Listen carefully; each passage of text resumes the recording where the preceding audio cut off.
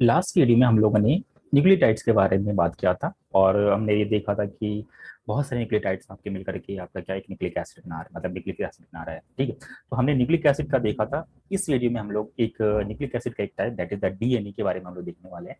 That is the DNA I mean deoxyribonucleic acid, right. Configuration of DNA molecule. जब भी okay configuration की बात करते हैं, मतलब कि क्या क्या, जैसे अगर पीसी की कॉन्फ़िगरेशन की बात करें मीन्स कितना रैम है, कितना प्रोसेसर है, उसी तरह से डीएनए की अगर हम बात करें तो डीएनए का अगर आपका स्ट्रक्चर ये है, राइट, जो कि एक हेलिकली कॉइल स्ट्रक्चर, जो कि आप इसको एक staircase, revolving staircase से कंपेयर कर सकते हैं, जिसमें ये जो रेलिंग पोर्शन है, ये आपका क्या रेलिंग पोर्शन है। ये रेलिंग पोर्शन किससे बना हुआ है? एक आयरन से बना हुआ है इसके केस में। बट ये जो आपका ये जो है, ये जो चीज, ये जो पोर्शन आप देख रहे हो, ये क्या है? इसका बैकबोन है। ये जो बैकबोन है, ये बैकबोन किस चीज का बना हुआ है डीएनए में? ये आपका बना हुआ है शुगर का और फॉस्फेट का, राइट। तो यही बात यहाँ पे लिखा हुआ है, शुगर और फॉस्फेट, जो कि आपका क्या बैकबोन ऑफ द डीएनए बनाता है, राइट। और नाइट्रोजनस बेसिस जो है वो आपके क्या यहाँ प्रेजेंट होते हैं, जो कि स्टेप्स के रिजेंबल करते हैं। अगर आप ये स्टेप्स, ये स्टेयर्स पे ये स्टेप्स देख रहे हो, ये एक नाइट्रोजनस बेस, ये नाइट्रोजनस बेस, ये नाइट्रोजनस बेस। ठीक है, यहाँ पे एक नाइट्रोजन बेस, ये एक नाइट्रोजन बेस, और एक दूसरे से कनेक्टेड है। इसी तरह से यहाँ पे डीएनए के केस में ये एक नाइट्रोजनस बेस, ये एक नाइट्रोजनस बेस, और ये दोनों एक दूसरे से कनेक्टेड किससे होते हैं? इनके बीच में हाइड्रोजन बॉन्ड होता है और वो एक दूसरे से कनेक्टेड होते हैं।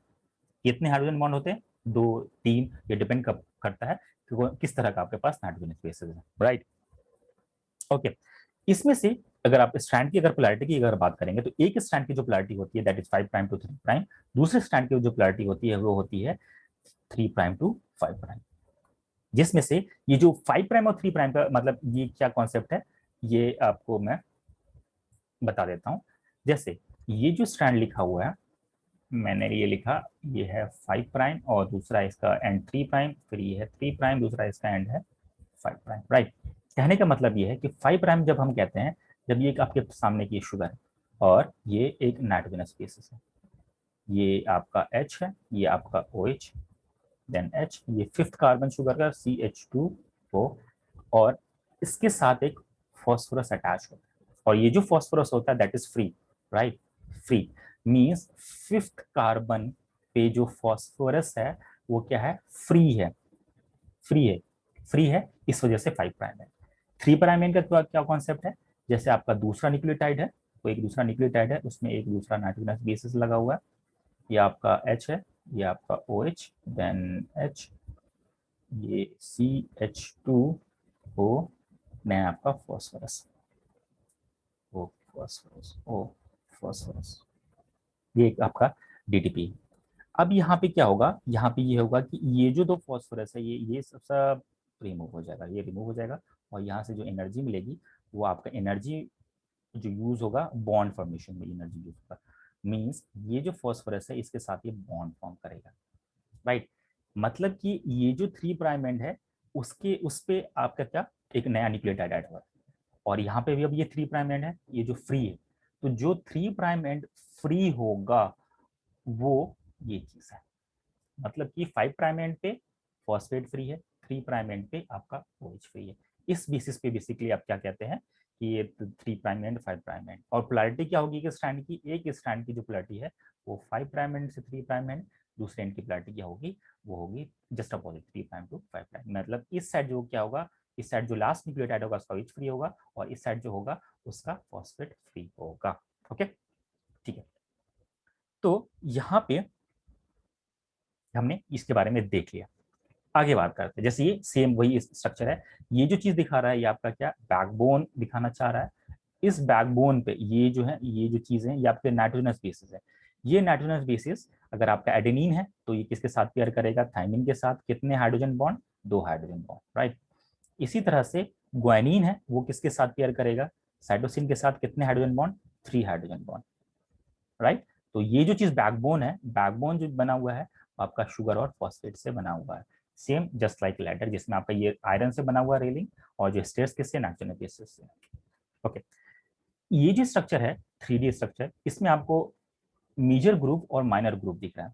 मेजर ग्रुव कहने का मतलब है ज्यादा बड़ा गड्ढा, माइनर ग्रुव कहने का मतलब है छोटा, कम कम गहरा जो गड्ढा हो उसको।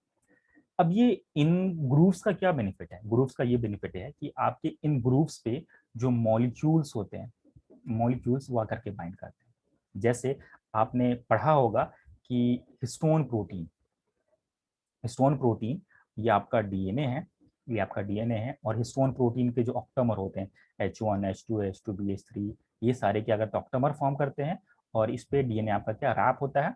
उसके बाद फिर एक और हिस्टोन का ऑक्टामर इस तरह से रैपिंग होता है, और फिर ये चीज, तो ये जो चीज क्या है, histone protein plus DNA, that is what, nucleosome, nucleosome, right.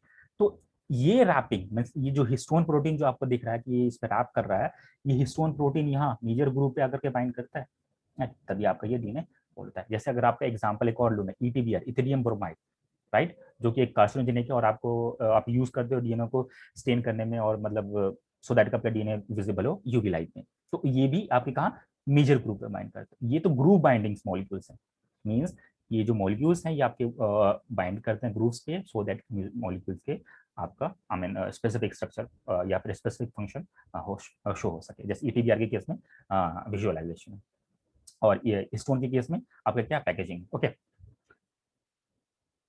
अब distance between the two successive steps, जैसे यहाँ पे ये स्टेप है, ये एक स्टेप कहने का मतलब है ये एक नाइट्रोजनस बेस, ये एक नाइट्रोजनस बेस, इसके बीच का जो डिस्टेंस है वो 3.4 आर्मस्ट्रॉन्ग है, राइट। और एक हेलिक्स मतलब एक टर्न जो है, अगर आप एक टर्न की बात करोगे, पूरा एक टर्न में कितने 10 नाइट्रोजनस बेसेस देखने को मिलते हैं। और अगर 10 नाइट्रोजन बेस एक टर्न में देखने को मिल रहा है, तो इसका लेंथ कितना होगा, तो एक लेंथ में आपको 10 नाइट्रोजन बेस देखने को मिल रहा है, और दो नाइट्रोजन बेस के बीच का डिस्टेंस कितना है, 3.4 आर्मस्ट्रॉन्ग। तो टोटल जो अगर आपकी वैल्यू जो आ जाएगी वो 34 आर्मस्ट्रॉन्ग जो होगी, वो उसके लेंथ हो जाएगी, क्या लेंथ हो जाएगी। ओके, तो ये आपका जो टोटल कंप्लीट टर्न, ये length of one complete turn is 34 armstrong. आपको ये पता होना चाहिए कि एक 1 armstrong is equal to 10 to power -10 metre and और 0.1 नैनोमीटर, बिकॉज आपको दोनों वैल्यूज जो है आपके एग्जाम में दोनों फॉर्म में पूछी जा सकती है। डायमीटर, डायमीटर की अगर बात करें, जैसे ये स्ट्रक्चर, जैसे यहाँ पे ये फॉस्फेट है और ये शुगर, ये फॉस्फेट और शुगर जो कि बैकबोन बना रहे हैं, यहाँ भी ये शुगर और ये फॉस्फेट जो कि बैकबोन बना रहे हैं। तो इस फॉस्फेट और इस फॉस्फेट मींस एक स्ट्रैंड फॉस्फेट दूसरे स्ट्रैंड के फॉस्फेट के बीच का distance, that is your diameter. और normal DNA that is the B DNA की बात अभी जो हम बात कर रहे हैं, वो कितना है, 20 आर्मस्ट्रॉन्ग है, right. Okay, distance between the two sugar I mean sugar of the two strand is 11 armstrong. और मॉलिक्यूलर वेट कितना है डीएनए का, 10 to power 6 to 10 to power 9 dalton. ये जो वही सारी चीज जो पैकेजिंग एंड ऑल अभी मैंने एक्सप्लेन कर दिया। ओके, ये यहाँ पे वही सारी इससे रिलेवेंट बातें ये लिखी हुई है कि जो क्रोमोसोम में जो डीएनए होता है that is in the linear form, but आपके जो यूकैरियोटिक जो न्यूक्लियस में डीएनए है या प्रोकैरियोट का जो आपका जो जेनेटिक डीएनए है, ओके, और जो माइटोकॉन्ड्रियल डीएनए है या फिर क्लोरोप्लास्ट का डीएनए है, वो सब के सब सर्कुलर फॉर्म में होते हैं। क्यों होते हैं, बिकॉज इनमें पैकेजिंग ये वाला हिसाब किताब होता है।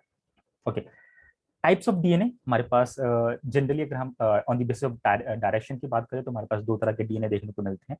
One is right handed, second is the left handed. Right handed कहने का मतलब यह है कि वो क्लॉकवाइज फॉर्म में ट्विस्टिंग है, और उस बेसिस पे फर्दर हमारे पास ए डीएनए, बी डीएनए, सी डीएनए और डी डीएनए देखने को मिलता है। और लेफ्ट हैंडेड डीएनए जो कि एंटी क्लॉकवाइज फॉर्म में ट्विस्टिंग है वो डीएनए, उसका एग्जांपल है जेड डीएनए, राइट। तो आपके पास ये जो जेड डीएनए है वो एक इकलौता लेफ्ट हैंडेड डीएनए है, बाकी जो ए बी सी डी जो डीएनए है वो आपके राइट हैंडेड डीएनए है। आपको इनमें जो जनरली जिस पे ज्यादा फोकस करना है वो बी डीएनए है, बिकॉज ये आपका जो है नेचुरली अकरिंग डीएनए है, B DNA is the natural occurring DNA. बाकी आई मीन ए सी और डी में जो कन्वर्जन होता है that is just because of the environment and the surrounding media. Okay, means अगर मीडिया जो आपका सराउंडिंग इन्वायरमेंट इज डिहाइड्रेटेड या फिर कोई स्पेसिफिक आयंस बहुत ज्यादा है, उस बेसिस पे आपका जो बी डीएनए किसी भी फॉर्म में इंटरकन्वर्ट हो जाता है। तो नॉर्मल बी डीएनए की बात करें तो इसका हेलिक्स लेंथ कितना है, 34 Armstrong, number of base pairs 10 है, और distance between the to base pair 3.4 Armstrong, और डायमीटर कितना है 20 आर्मस्ट्रॉन्ग। ओके, इसी तरह से सी डीएनए की बात करें तो 31 आर्मस्ट्रॉन्ग इसका हेलिक्स लेंथ है, और नंबर ऑफ बेस पेयर्स कितना है 9.3, और distance between two base pair 3.3 Armstrong and diameter is 19 Armstrong. D DNA में 24.2 आर्मस्ट्रॉन्ग इसका हेलिक्स लेंथ, और नंबर ऑफ बेस पेयर्स इसमें कितने 8, distance between two base pairs 3.0 Armstrong and diameter is 19 Armstrong. But यहाँ पे ZDNA की बात करें तो इसमें कितने बेस पेयर्स हैं 12, इन इसमें नंबर ऑफ बेस पेयर्स सबसे ज्यादा है। जैसे इसमें नंबर ऑफ बेस पेयर्स 11, इसमें कितने ए में है, बट इसमें सबसे ज्यादा है, सबसे ज्यादा बेस पेयर्स जो है number of base pairs in 110 आपको देखने को मिलेंगे इसमें ZDNA में। ओके, तो ADNA की अगर हम बात करें तो जनरली किस मीडियम में पाया जाएगा, जब Na रिच एनवायरमेंट होगा, राइट, और सराउंडिंग कैसा होगा डिहाइड्रेटेड। DDNA आपका नॉर्मल कंडीशन में देखने को मिलता है, और CDNA की अगर आप बात करें तो ह्यूमिड इन्वायरमेंट में देखने को मिलता है, और साथ ही साथ इन्वायरमेंट में अगर आयंस लिथियम आयन ज्यादा है तो आपको CDNA देखने को मिल जाएगा। ओके, किसी भी मॉलिक्यूल को या फिर किसी भी चीज को हम जेनेटिक मटेरियल नहीं कह सकते, हमारे पास कुछ क्राइटेरिया है, और वो क्राइटेरिया का अगर कोई भी मॉलिक्यूल अगर फुलफिल करता है तो उसको हम कंसिडर करेंगे जेनेटिक मटेरियल। जैसे first criteria is the molecule should be able to replicate, जैसे आपका DNA RNA they are able to replicate, so that's why we consider them as a genetic material. For second criteria the molecule should be chemically and structurally stable. यहाँ पे chemically structurally stable कहने का मतलब ये है कि जैसे ये देखिए सेकंड कार्बन पे आपका DNA में हाइड्रोजन है, RNA के केस में सेकंड कार्बन पे, सेकंड शुगर के कार्बन पे आपको OH देखने को मिल रहा है। मींस यहाँ पे सेकंड पे और थर्ड पोजीशन पे आपको 2 H है, यहाँ पे सेकंड एंड थर्ड पे यहाँ पे एक जगह OH है, एक जगह H है। तो ये OH होने की वजह से, ये हाइड्रोक्सिल ग्रुप, ये OH होने की वजह से RNA बहुत मतलब कंपेरेटिवली ज्यादा रिएक्टिव कंसिडर किया जाता है DNA से, क्योंकि OH it always try to react with the H plus so that it can form the water, right? So इस वजह से OH being more reactive, RNA आपका क्या कहा जाता है कि ये ज्यादा स्ट्रक्चरली स्टेबल नहीं है, DNA is more structurally stable, right. और वो मॉलिक्यूल आई मीन जिस मॉलिक्यूल को हम जेनेटिक मटेरियल कंसिडर कर सकते हैं वो प्रॉपर्टी म्यूटेशन शो करना चाहिए। आपका DNA भी म्यूटेशन शो करता है, RNA भी म्यूटेशन शो करता है। Okay, last point, the molecule should express in the form of Mendelian character. Mendelian character के फॉर्म में उस मॉलिक्यूल को अपने आप को एक्सप्रेस करना चाहिए। लाइक अगर हम DNA की बात करें तो DNA हमारा means dominant character recessive character show करता है और मेंडेलियन फॉर्म में हमें एक्सप्रेस करके देखता है, बट RNA में ऐसे हमें देखने को नहीं मिलता। तो ये जो second and third fourth point है ये RNA के लिए वैलिड नहीं है, बट बाकी सारी चीजें वो RNA भी शो कर रहा है, DNA भी शो कर रहा है। ओके,